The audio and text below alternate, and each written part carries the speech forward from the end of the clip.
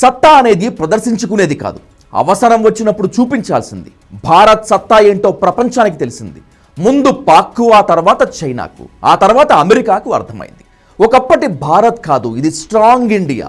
ఎంతగా అంటే ఎవ్వరూ టచ్ చేయలేనంతగా అని తెలిసొచ్చింది. భారత్ అంబుల పొదిలో ఎలాంటి ఆయుధాలు ఉన్నాయో వాటి పవర్ ఏంటో క్లారిటీ వచ్చింది. భారత్ కొంటున్న ఆయుధాలు, విమానాలు, చేసుకుంటున్న ఒప్పందాలు అన్నీ ఓపెనే, కానీ అన్నీ ఒక దగ్గరే. ఒకేసారి చూస్తేనే అందరికీ అర్థమయ్యేది. ఇప్పుడు అదే జరిగింది. వాస్తవానికి కేవలం 25% మాత్రమే భారత్ ఆపరేషన్ సింధూర్లో వాడింది. దానికే పాక్ అల్లాడిపోయింది. అమెరికా ఉలిక్కిపడింది, చైనా షాక్ అయింది. మొత్తం చూపిస్తే ఇక బీభత్సహ అనుకోవాల్సిందే.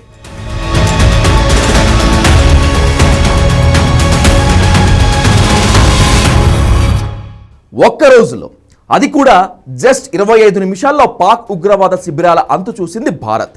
పాక్ తేరుకునే లోపే అంతా అయిపోయింది. దీనికి వాడింది బ్రహ్మోస్ మిసైల్స్.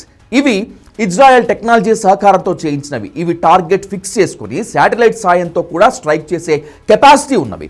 అందుకే ఇంత యాక్యురేట్గా స్ట్రైక్ చేసి టార్గెట్ అచీవ్ చేసింది మన ఆర్మీ.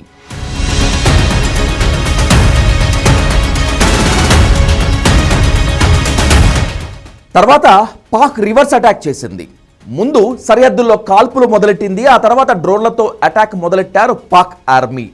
కానీ వాళ్ళు ఎక్స్పెక్ట్ చేయింది ఏంటంటే డ్రోన్ల రాకను గుర్తించి ఐడెంటిఫై చేసి మరీ స్ట్రైక్ చేసి కూల్చగల హ్యారప్లు మన మధ్య ఉన్నాయని, మన వద్ద ఉన్నాయని, ఇవి 10 డ్రోన్లను ఇజ్రాయెల్ నుంచి కొన్నామని మాత్రమే ప్రపంచానికి తెలుసు. కానీ తర్వాత మరో 54 వచ్చాయని, మొత్తంగా చూసుకుంటే చాలా ఉన్నాయనే సంగతి తెలియదు.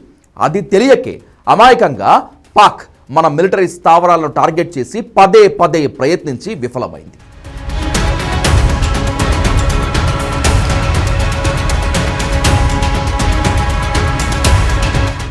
పాక్ దాడి తర్వాత మన వైమానిక దళం నేరుగా పాక్ వైమానిక స్థావరాలను, వారి క్షిపణి దాడిని గుర్తించే రాడార్ వ్యవస్థను అన్నింటినీ స్మాష్ చేసేసింది.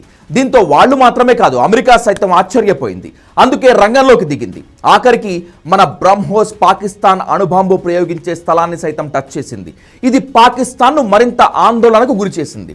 ఇక చైనా అయితే ఇప్పటి వరకు భారత్ను తక్కువ అంచనా వేసింది. ఆపరేషన్ సింధూర్ తర్వాత చైనా కూడా సరిహద్దుల్లో కవ్వింపులు లాంటివి చెయ్యదనే అనుకుంటున్నారంతా.